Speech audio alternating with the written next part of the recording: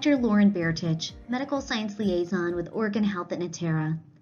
Today I'd like to speak with you about an important paper titled Nomenclature for Kidney Function and Disease, Executive Summary and Glossary from a Kidney Disease Improving Global Outcomes, KDIGO, Consensus Conference.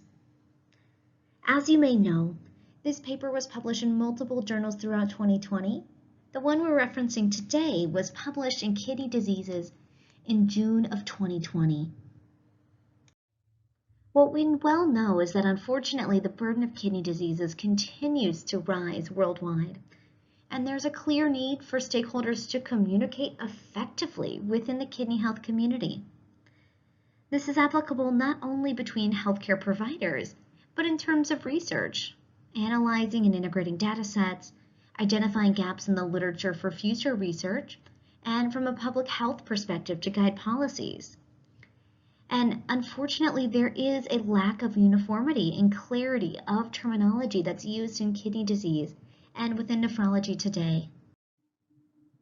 The aims of this consensus conference were to standardize and refine kidney-related nomenclature for English language scientific journal articles and develop a glossary for journals to use, really focusing on patient-centeredness and precision, and ultimately to aid in communication within and between medical and patient communities, as the paper states, to improve outcomes through consistency and precision.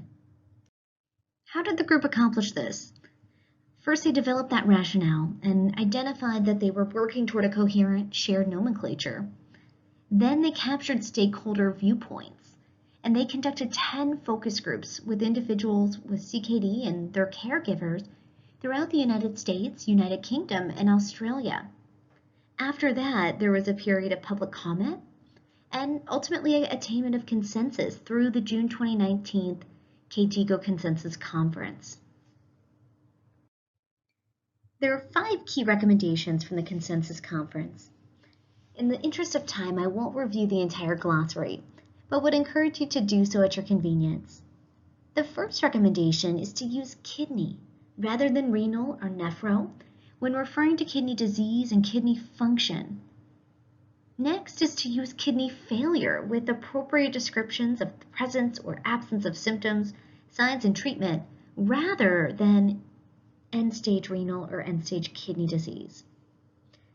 Next, they recommend using KDIGO classification of acute kidney diseases and disorders and acute kidney injury rather than alternative descriptions to define and classify the severity of those definitions.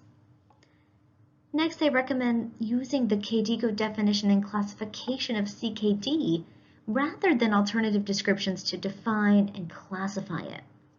And last, but certainly not least, they recommend using specific kidney measures such as albuminuria or decreased glomerular filtration rate rather than abnormal or reduced kidney function to describe alterations in kidney structure and function for individuals.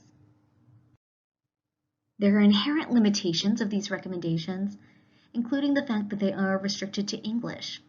Also, a limited number of stakeholders participated. It's also not comprehensive and does not include disease classification, dialysis, or transplantation, so it may not be applicable to everyone in the kidney health or nephrology community. And last, further work is required for use in pediatrics. This is specific to adults with kidney diseases. So ultimately, the question is, how do we incorporate these recommendations?